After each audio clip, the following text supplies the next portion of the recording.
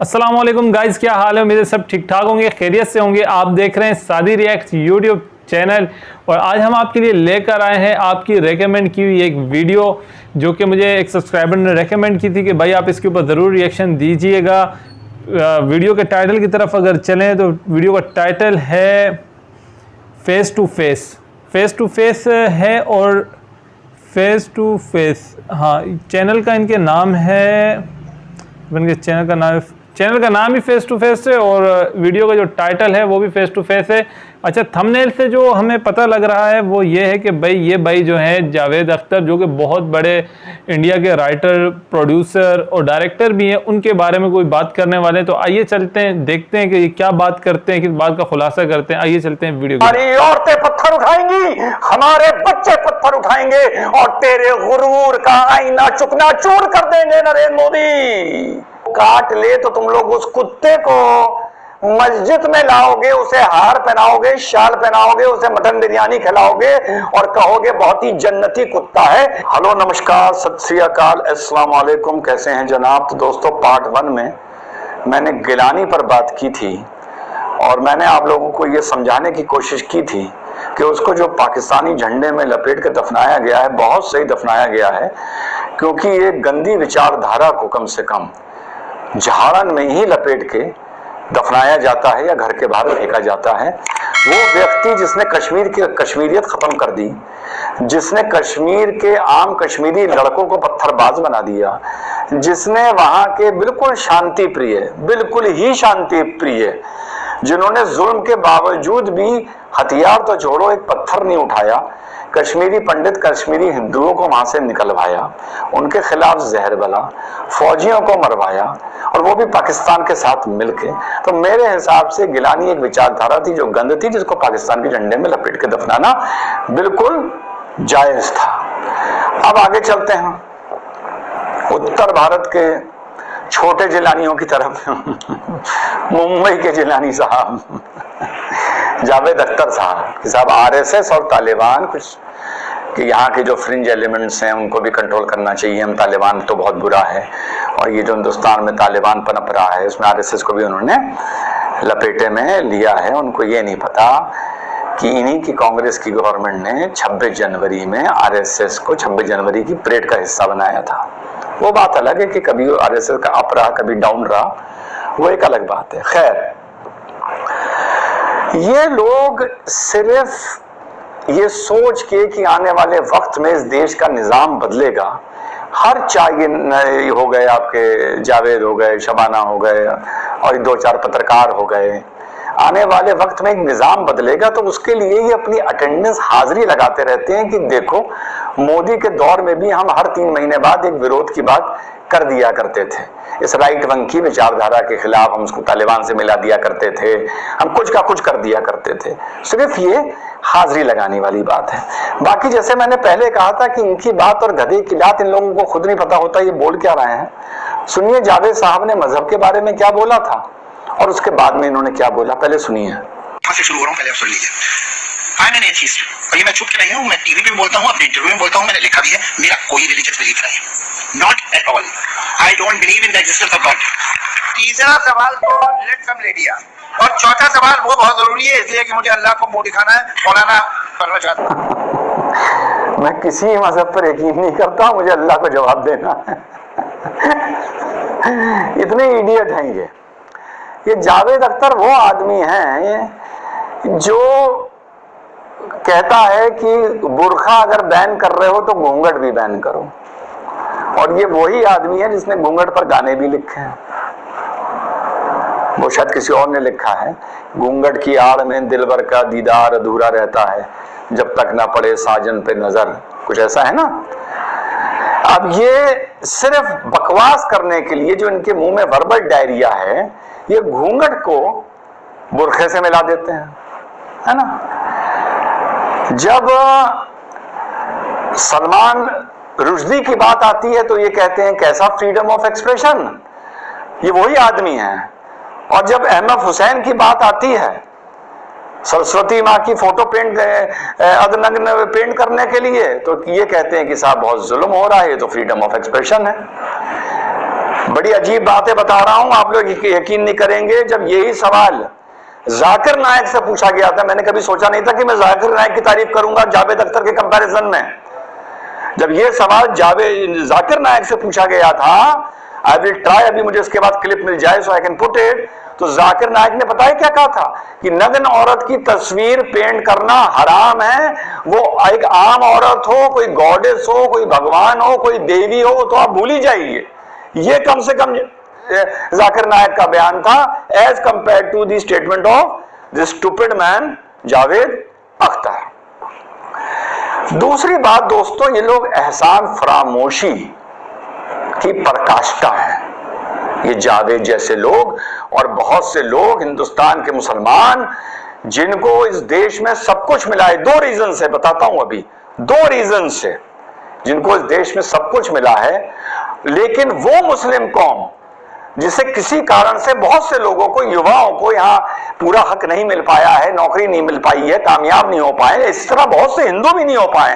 That I don't mean to say कि मुस्लिम ही नहीं हो पाए। ये उन लोगों को भड़काते हैं अपने एसी रूम्स में, अपने 7 स्टार हाउसेज में बैठ के। ये इन लोगों का कैरेक्टर है।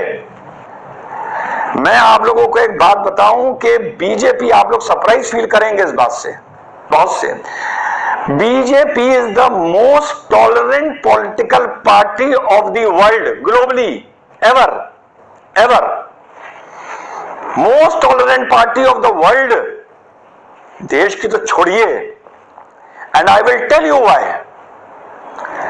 एक पॉलिटिकल पार्टी, एक पॉलिटिकल विचारधारा जो 40, 50, 60 साल से लगी हुई हो सत्ता के लिए, पॉलिटिकल जगह बनाने के लिए, देश में पॉलिटिकल स्पेस बनाने के लिए, और एक कौम, एक जमात, एक वर्ग उसे उतने ही 60 साल से कोस रहा हो, उनके नेताओं के मरने पर खुशी मना रहा हो, उन्हें गालियां दे रहा हो, उनके पतन की दुआ कर रहा हो, उनके खिलाफ फतवे दे रहा हो और उन्हें सत्ता में आने से रोक रहा हो।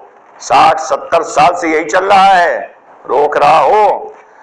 और वो पॉलिटिकल पार्टी अपने दम पर लड़ते लड़ते बिना किसी सेटलमेंट के पावर में उस कंट्री में आ जाए, उसका निजाम साबित इस्टेब्लिश हो जाए, उसका झंडा इस्टेब्लिश हो जाए, और उसका प्रधानमंत्री लाल किले पे खड़े होकर कहे कि मेरे 135 करोड़ हिंदुस्तानियों, उसका प्रधानमंत्री अगर गैस सिलेंडर बांटे तो हिंदू और मुसलमान ना देखे, उसका प्रधानमंत्री अगर स्कॉलरशिप बांटे और उसका हिंदू मुसलमान का फर्क ना देखे, उसका प्रधानमंत्री पीएम आवास योजना में मकान बांटे और हिंदू मुसलमान का फर्क नहीं देखे, तो वो विचारधारा और वो प्रधानमंत्री इस दुनिया का सबसे टॉलरेंट आदमी है। मुसलमानों, कोई ऐसी पॉलिटिकल पार्टी छांट लो और कसम खा लो इसको 10 साल वोट नहीं देंगे और उसके खिलाफ फतवे देने शुरू कर दो, चाहे वो कांग्रेस हो, चाहे वो सपा हो, चाहे वो दक्षिण भारत की हो, चाहे दुनिया में कहीं हो, अगर वो पावर में आ गई तुम्हें कूट कूट मारेगी, तुम्हें दड़ा दड़ा मारेगी, तुम्हारा जीना हराम कर देगी, उस जमीन पर तुम्हारे लिए दोजख बना देगी, दुनिया में कहीं भी और इस देश में भी। अरे बेशर्मों वाली तुम लोग बात करते हो, जावेद अख्तर जैसे लोग। कांग्रेस को तो तुमने वोट दिया और कांग्रेस ने तुम्हें कुत्तों की तरह मारा है, वोट भी लिया और तुम्हें कुत्तों की तरह मारा है कांग्रेस ने। क्या कर लिया तुमने कांग्रेस का? आज भी अपनी मरी में और अपनी फटी में जाके कांग्रेस को वोट देते हो। यही पॉलिटिकल पार्टियों को तुम वोट देना बंद कर दो तो तुमको एहसास होगा कि भाजपा क्या है, नरेंद्र मोदी क्या है और योगी क्या है और अमित शाह क्या है। कभी इस नजरिए से देख के सोचना, अगर मैं किसी पॉलिटिकल पार्टी का मान लो हेड होता, क्योंकि मैं अपने एग्जाम्पल देके बात कर रहा हूं, यहां इसी बैकड्रॉप में बात हो रही है। मान लो मैं ऋषि कुमार सिंह होता, भाजपा का नेता होता, प्रधानमंत्री के पद तक पहुंच जाता और तुमने मेरे पॉलिटिकल गॉडफादर्स को गालियां दी होती, उन्हें कोसा होता, उनके मरने की दुआएं की होती, उनके हारने की दुआएं की होती, और मैं 15 अगस्त को लाल किले पर पहुंच जाता, तो मैं उस नेचर का आदमी हूं, वहां खड़े होके बोलता मेरे 115 करोड़ हिंदुस्तानियों, और जो कहता कि आपने 135 क्यों नहीं कहा, मैं कहता चल हट, मेरी मर्जी, I am the prime minister without their vote. I am the prime minister, without that vote तो एक अलग मैटर है, ये तो डेमोक्रेटिक राइट है, आप प्राइम मिनिस्टर को वोट ना दें। मैं प्रधानमंत्री हूं उनके कोसने के बाद, मैं प्रधानमंत्री हूं उनकी गालियों के बाद, मैं प्रधानमंत्री हूं उनके फतवों के बाद, मैं प्रधानमंत्री हूं उनकी एहसान फरामोशी के बाद, मैं प्रधानमंत्री हूं जब मेरे पॉलिटिकल गॉडफादर मरते हैं तो ये मिठाई बांटते हैं। नहीं करूंगा मैं इनकी गिनती। मैं लाल किले पे खड़े होकर ये बोलता, और अगर मुस्लिम वर्ल्ड मुझसे पूछता ह्यूमन राइट की दुहाई देते हुए कि ये आप क्या बोल रहे हैं, तो मैं उस मुस्लिम वर्ल्ड से बोलता अपनी मोनार्की संभालो। तुम्हारी यहां तो तुम्हें कोई एक जुबान भी खोल दे तो तुम उसकी जुबान खींच लेते हो, उसके बच्चों के जूते बना देते हो हम खालू देड़ के। तो मुझे ह्यूमन राइट ना सिखाओ, मुझे पता है मुझे क्या बोलना है। लाल किले पे खड़े होके एहसान फरामोश को ये एहसास कराना बहुत जरूरी होता है कि वो एहसान फरामोशी कर रहा है। मैं ये नहीं कह रहा कि मार दो काट दो, कुछ नहीं, लेकिन मैं तुम्हारी गिनती लाल किले पे खड़े होकर ना करता अगर मैं कोई हिंदू होता और मेरी पार्टी में प्रधानमंत्री की पद पर बैठा होता। तुम्हारे लोग का क्या कैरेक्टर रह गया है। तुम आरएसएस को तालिबान बोल रहे हो, तुम इन फ्रिंज एलिमेंट्स को तालिबान बोल रहे हो। पता है तालिबान कौन था हिंदुस्तान का? तालिबान वो था बेशर्मो जिसने सन 92 में मुंबई में भिवंडी में और थाने में तलवारें ले लेके मुसलमानों तुम्हें दौड़ा दौड़ा के मारा था, तुम्हारे घर जलाए थे, तुम्हारी दुकानें चलाई थी। मैं बात कर रहा हूं शिवसेना की, जिसको तुमने आज गोद में बिठा रखा है या जिसकी गोद में तुम बैठे हो। वो था तालिबान का सीन इस देश का। योगी ने ऐसा कुछ नहीं होने दिया। मोदी गोधरा के बाद, अहमदाबाद के बाद 3 बार मुख्यमंत्री बना, एक ड्रॉइट नहीं होने दिया। 2014 से पहले एक रॉइट नहीं होने दिया। 2019 में सुन रहे थे मोदी के खिलाफ एंटी इनकम्बेंसी है, एक रॉइट नहीं होने दिया। वोट पोलराइज नहीं होने दिया।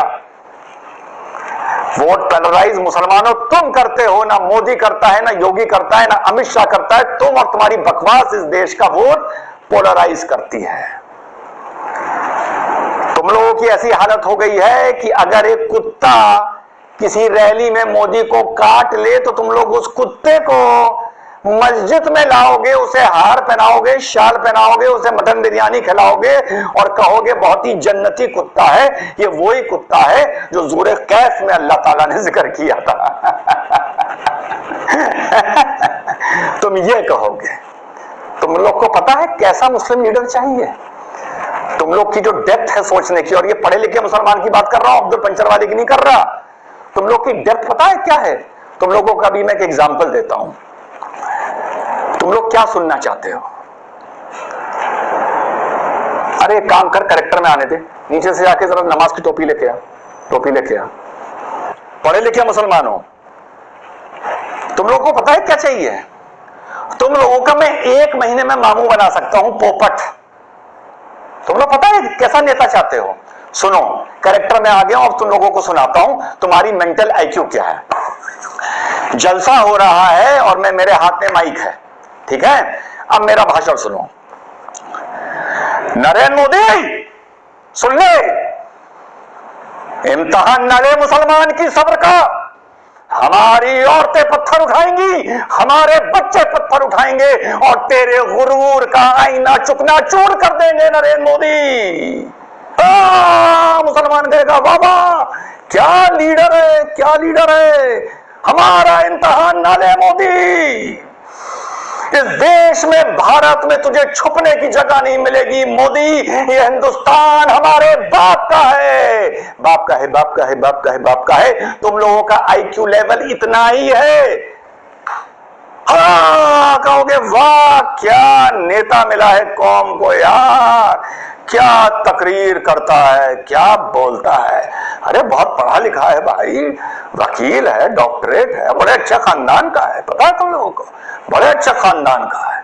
क्या तकरीर कर रहा है यार, मजा आ गया। माशाल्लाह, चेहरा देखो, माशाल्लाह क्या नूर है, शहजादा लग रहा है, शहजादा। ये है तुम्हारी पॉलिटिकल औकात जो मैंने आज तुम लोगों को बताई है। इसके आगे तुम नेता में कुछ जाहिलों ढूंढते ही नहीं हो। जय हिंद, वंदे मातरम, खुदा। तो गाइज अगर ये थी वीडियो इनकी, अगर बात की जाए इनकी वीडियो की, तो ज़्यादातर इन्होंने शुरू में टारगेट किया भाई के जावेद अख्तर की एक स्टेटमेंट को। जावेद अख्तर ने कोई इस तरह का बयान दिया है कि आरएसएस जो है वो तालिबान से उनको जोड़ा है। अब तक देखा जाए आरएसएस जो है वो एक पॉलिटिकल जमात है, बीजेपी की मेरे ख्याल में ज़िली जमात है, और बीजेपी इस टाइम पे गवर्नमेंट में पिछले 10 सालों से इंडिया के अंदर जो गवर्नमेंट है वो बीजेपी की, पहली गवर्नमेंट इनकी 2014 में बनी, अब 2021 चल रहा है, अगले मतलब आने वाले 4-5 साल भी इन्हीं की गवर्नमेंट, क्योंकि मोदी साहब जो है अभी जीत के आए हैं। और इन्होंने बात की कि भाई मुस्लिम कम्युनिटी जो है वो इस तरह से अपना लीडर चुनती है। देखें, इसका फैसला आप बेहतर कर सकते हैं, जो इंडिया में रहने वाले लोग हैं, चाहे वो हिंदू है चाहे वो मुसलमान है, क्या इनकी बात सही है, क्या इनकी बात गलत है। और जो बात इन्होंने की, एक बहुत ही मतलब पहले बात कर रहे थे जावेद अख्तर के ऊपर, जावेद अख्तर की किसी स्टेटमेंट उन्होंने अगर गलत थी, आप उनको बाइकआउट करें, आप उनको जो मर्जी आप कह सकते हैं, लेकिन मेरा नहीं ख्याल कि पूरी हिंदुस्तान में बसने वाले 30 करोड़ मुसलमानों को आप इस तरीके से कह सकते हैं जिस तरीके से इन्होंने वीडियो के दरमियान में कहा। क्योंकि देखें, उनका भी हिस्सा है इस मुल्क के अंदर। बेशक इंडिया एक बहुत बड़ा मुल्क है जिसमें 70-80 करोड़ हिंदू रहते हैं, लेकिन 30 करोड़ की जो आवाम है, मुस्लिम्स हैं, उनका भी कंट्रीब्यूशन है इस मुल्क में, कई कुर्बानियां हैं उनकी भी।